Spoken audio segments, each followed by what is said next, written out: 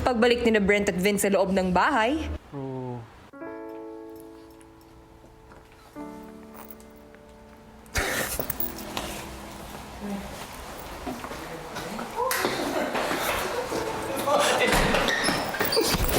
Sobrang saya ko lang na nakita ko talaga siya na bumalik, kuya. Si Brent po, isa po kasi talaga siya sa core ko po dito sa bahay niyo po. Grabe talaga yung pamanon.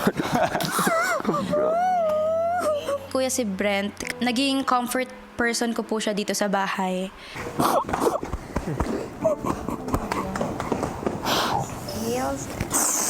oh my God.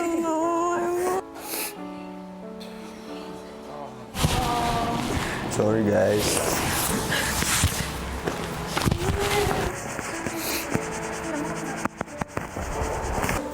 Bro. Sorry, bro. Sobrang saya po. Parang mangalawang buhay. Grabe po yung bigat dun kanina, kuya. Pero ngayon nakahinga na ng maluwag. We hug them tight for you guys. We hug them tight. Si AZ patuloy na naging emosyonal. Parang ang dami nagsisink in sa akin, kuya. Ang dami ko naiisip na etong nominasyon na to, parang dito na talaga babagsak yung realidad kasi dito na talaga kami mag-uumpisa na magbawas. Like, pabawas na po talaga kami.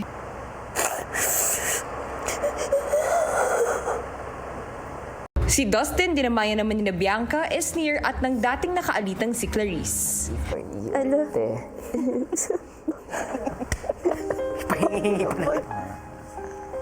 Happy for you. Maitutuloy. Huwag muna mag-iraya. Dito ka muna sa amin. Medyo shock po ako, kuya, sa mga pangyayari kasi first time ko pong maranasan yung eviction na kakaiba.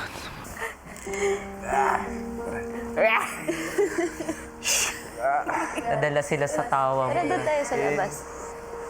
Dadala sila sa kuha sila. Sa dila mo, Dustin. Grabe. Anong pakiramdam? As in, sobra. Kasi kami sobrang kabali. Tayo kasi sobrang kabado na. What Wala, was it? tatanggapin mo na lang. Maya-maya pa, ang naligtas na si Ralph, hindi na rin napigilang maging emosyonal. Ako po, sobrang nagpapasalamat po talaga ako sa mahal at supportang nakukuha ko from outside. But syempre po at the same time, nawalan po ako ng dalawang kapatid. Si Michael at si Emilio po. Ilang saglit pa, lumabas sila ng kaduwong si Dustin sa garden kasama ng ibang boys na pawang malungkot din.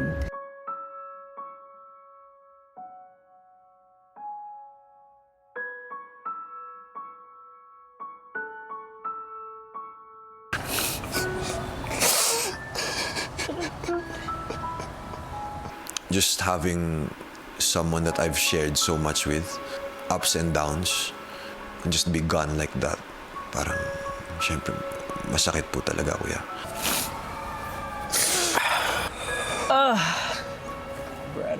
Hindi ko rin talaga in-expect po na magiging palagay yung loob ko. Pati po si Emilio, syempre, na parang ang onti lang din po nung panahon na nakasama po namin siya, nakasama ko siya, pero naramdaman ko rin po yung feeling ng isang kapatid sa kanya po. Pagbalik sa loob ng bahay, si Ralph, ang mga na-evict na sina Michael at Emilio pa rin ang bukang bibig. Si Mike's yung anchor ng boys foundation. Sila yung nag-lead ng BNO natin. Silang dalawa. Iba talaga yung energy na dinadala ni Emilio dito sa bahay, kuya. Yung kulit, yung tawa, tsaka yung apoy na dinadala niya pagka-task, kuya, pagka-competitive niya. Ang bilis lang ng stay ni Emilio dito, though. Yeah. At least nakapanalo siya ng task. As leader. Oh, yeah. Ended it with a good, Samantala sina Dustin at Brent, di pa rin makapaniwala sa mga nangyari. Lala. Yun lang yung salita lala. The closest word that would explain what I'm feeling right now, siguro grateful lang talaga, kuya. Grateful kay Lord, grateful sa mga taong bumoto sa akin. Iba talaga pag nandun, bro. Thank you, Lord. I love you.